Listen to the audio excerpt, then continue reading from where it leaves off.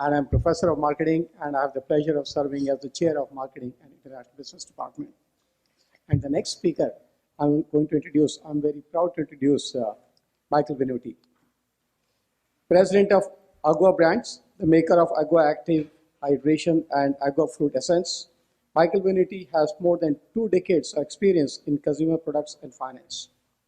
With colleague and Agua Brands co-founder, Dr. Carol Dollard, Mr. Venuti is leveraging his expertise and hard-earned contacts to grow Agua Brands from the ground up. Mr. Venuti and Dr. Dollard launched Agua Brands, formerly Agua Enerviva, in 2012, drawing on their experience with enhanced waters to introduce a new beverage category with the health-minded consumer. Prior to that, Michael was with Vitaminwater. In his role as Chief Financial Officer of Glaceau from 2002 to 2009, Mr. Venuti helped the Vitaminwater and Smartwater brands to expand to create the fastest growing company in the history of beverage industry. Under his leadership, the company developed into a $1 billion brand and was ultimately purchased by Coca-Cola for $4.1 billion. At Glaceau, Mr. Venuti oversaw all financial functions, including accounting, finance, investor relations, equity offerings, and raising capital. He also oversaw major contracts, including marketing initiatives, distribution contracts, and celebrity endorsement deals. Additionally, Mr. Venuti was a board member for Vitaminwater and part of the team that negotiated the sale to Coca-Cola. In 2006, Mr. Venuti led and negotiated a $700 million equity financing with the Tata Group, which valued Glaceau at $2.1 billion. It's my honor and great pleasure to introduce Mr. Venuti. Michael. Thank you, Dr. Mather. It's a pleasure to be here to show you how dedicated I am. It's not only Zarb's 50th anniversary, it's also my 25th wedding anniversary tonight. My wife, Elizabeth. So it's very important to be able to come back and share experiences of what I've learned in terms of education and what it has helped me to achieve and what I can maybe suggest in terms of the future. I mean, when they first asked me, what do you think about education in the next 50 years? I'm like, I don't know. I haven't been in school for about 25 years in a class, so I don't know how education has progressed. So I kind of wanted to take a step back and kind of compare where it was and where it's going, and then link that also to kind of the business environment, where it is today. I mean, years ago, basically everybody finished high school, you went to college. It was a physical classroom. The amount of industries was limited, maybe manufacturing, construction, different types of industries, not as diverse as it is now. You had to basically write everything down. Everything was manual. There was nothing computerized. And your resources was a encyclopedia, basically, or the library. That's what was then. Today, it's totally changed. I know my 2 daughters, one has graduated college, one currently in college, and seen what the practices have been now. And it's very, very interesting to see how everything has evolved. In terms of the student base, I mean, now people work, full-time and they go to college. Online is an important part of the education process. People no longer have to be physically in the university. They can take courses online, which makes it more flexible for people to be able to get that education. Everything now is smartphones. Before it was how fast you could write something down. Now it's how fast you can type something in a classroom. Very, very different. And the types of resources that are available today in terms of electronics and Wikipedia, online, the internet, all the kind of resources you have is immeasurable. So you're kind of starting at a new base. And how is the business evolving to be able to, utilize that base? So changes have also happened in the business world in terms of all the curriculums that are out there from a marketing perspective and being in the beverage industry. Before, it was all about just showing your product, just getting it out there. Now, it's all about getting them to experience your product. What does it taste like? That's what's going to set you aside. In terms of, finance. Finance, it was all about accounting, checks and balances. That was it. Basically, summarizing everything. Now it's about predicting the future. We've heard, from the panel about the economies and what the industries and the trends are. How do we figure that out? How are you going to be able to train your students to be able to take advantage of that and then add value? I think, a lot of us as owners of the business, we're looking for talent. What sets that talent apart is basically what I'm looking for. It's like, I know you're going to have the fundamentals. I know you're going to have the business education. They're going to teach you everything that you need to know. But what's going to set you aside that is going to stand out? So I think that also has changed.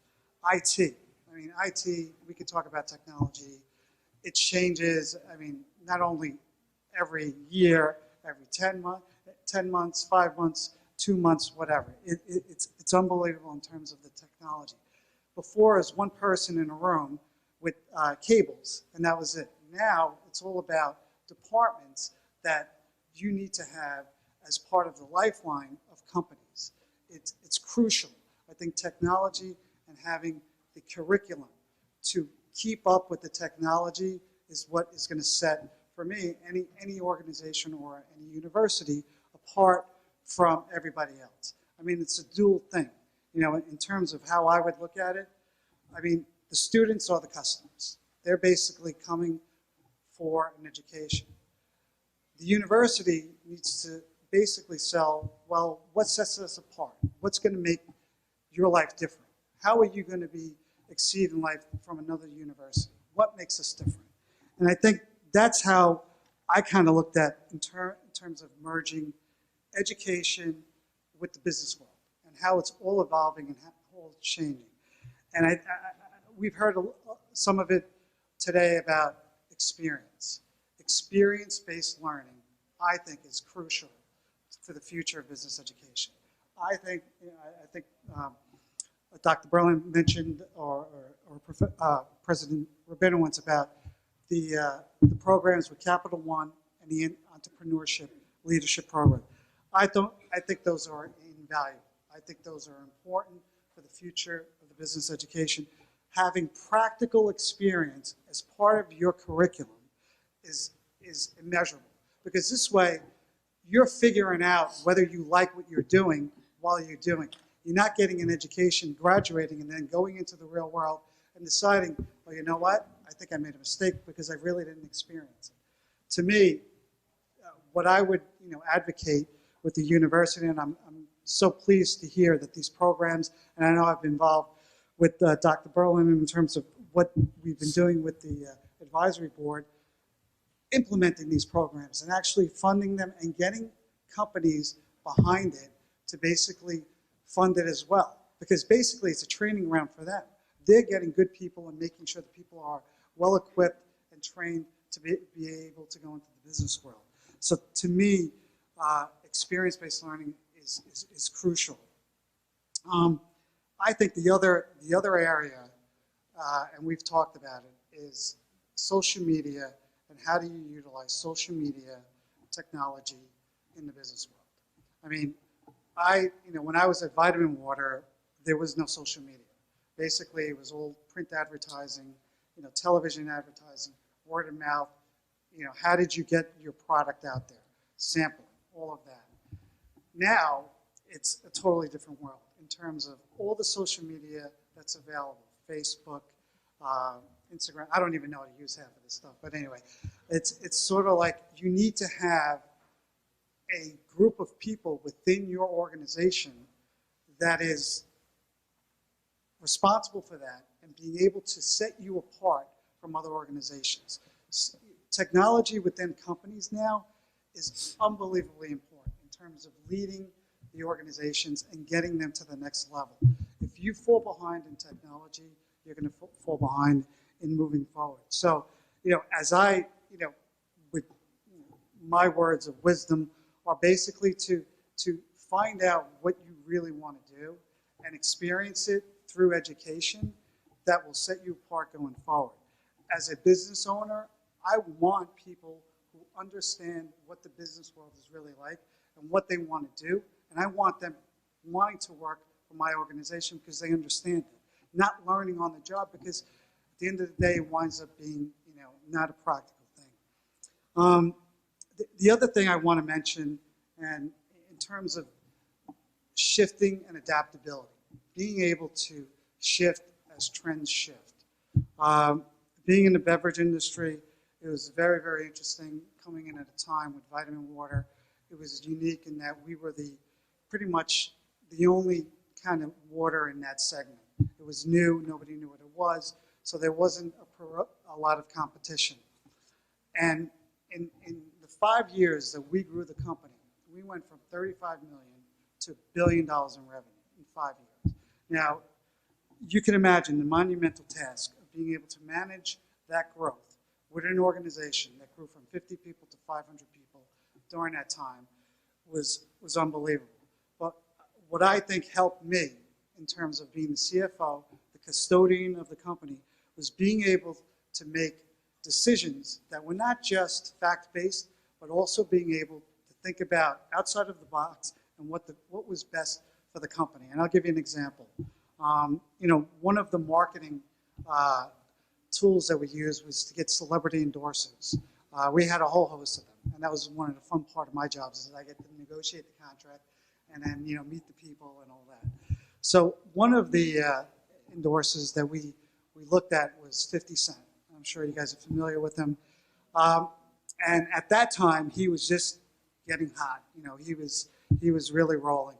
And part of the thing that we liked about him is that he actually did a commercial, sneaker commercial. And within that sneaker commercial, he actually had a bottle of vitamins. So he was actually advertised because he liked to drink it. So that he made that part of the commercial. We had nothing to do with it. So we basically said, that's the guy for us to endorse the company. So what we did is we went out and talked to him and pursued him. Now, being the finance guy, being the guy who's got to worry about everything, 50's reputation at that time, he was an ex-convict. He wasn't, with people that were desirable with the organization. I'm like, we got to be careful what we're doing. But that's a type of decision to being flexible and adaptable to what change is and thinking about the future and making a decision not based on the past and what could happen, but going forward and saying, you know what, we're going to take the risk and do it. The other thing I wanted to just talk about in terms of adaptability is, with my new company, Agua Brands. I mean, the company started in 2012. My partner, Carol Dollard, she's a scientist. She's the one who is the brains behind all of the product development, the Vitaminwater, and she created this. She always wanted an energy drink.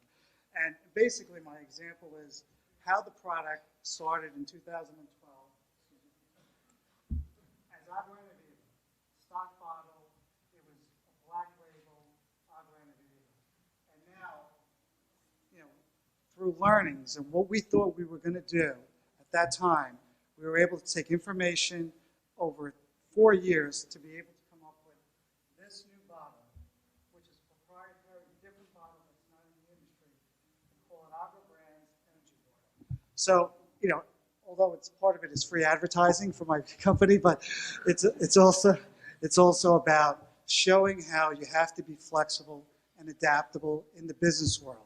And I think developing curriculums for students are critical that instill those types of values, that you're able to change within a curriculum, not just the fundamentals of the curriculum, going outside the box, whether it be marketing, not just traditional marketing, getting involved in graphics, arts, and whatnot. It's all about being flexible and basically providing more than what the norm is. And I think it's going to be critical in business that, who knows, 5 years from now, 10 years from now, to have those expertise and have those students be able to develop that way.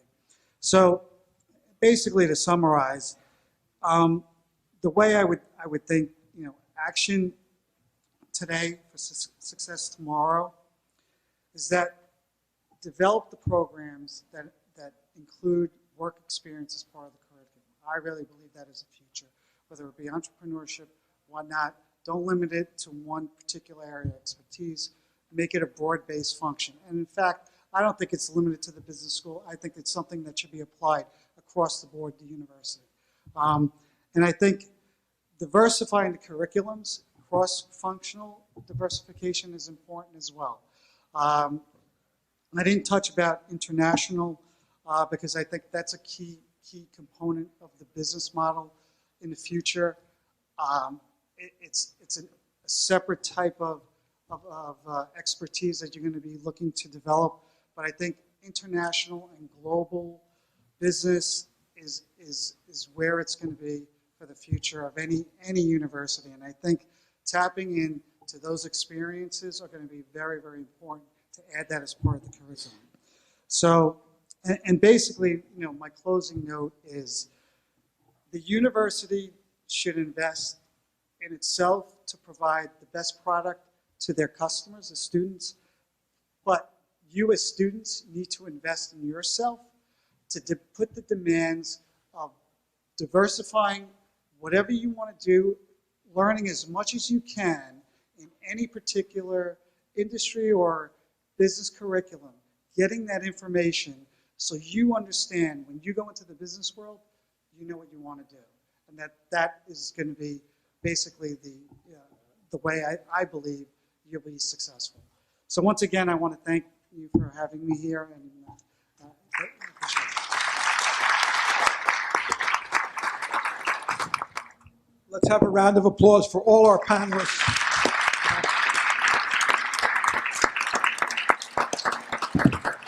Four absolutely terrific Hofstra success stories. We expect that 25 years from now, when we celebrate the 75th anniversary, a number of the students who are in the audience tonight will be the panelists 25 years from now.